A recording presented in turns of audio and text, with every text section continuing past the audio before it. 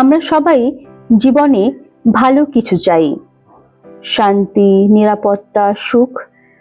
কিন্তু যখন সেই ভালো কিছুর জন্য নিজের অভ্যাস বদলাতে হয়, স্বার্থের বাইরে ভাবতে হয় বা পরিচিত গণ্ডি ছেড়ে বেরিয়ে আসতে হয়, তখন অনেক সময় আমরা পিছিয়ে যাই। আজকের সুষমাচারের ঘটনাটিও আমাদের এমনই একটি বাস্তবতার কথা মনে করিয়ে দেয়। মানুষ মুক্তির এক অসাধারণ ঘটনা প্রত্যক্ষ করেছিল, তবু তারা সেই পরিবর্তনকে সহজভাবে গ্রহণ করতে পারেনি। কারণ অনেক সময় পরিবর্তনের চেয়ে পরিচিত অবস্থাটাই আমাদের কাছে বেশি নিরাপদ বলে মনে হয়। হয়তো আমাদের জীবনেও এমন হয়।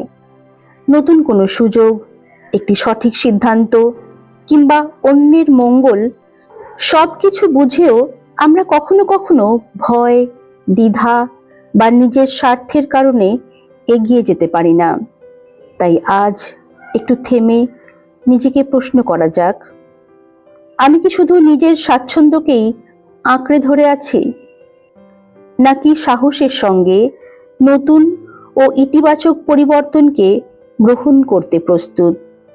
মনে রাখব, জীবনের সবচেয়ে সুন্দর পরিবর্তনগুলো শুরু হয় তখনই যখন আমরা ভয়ের চেয়ে বিশ্বাসকে, সংকীর্ণতার চেয়ে মানবিকতাকে এবং স্বার্থের চেয়ে বৃহত্তর কল্যাণকে বেছে নিই।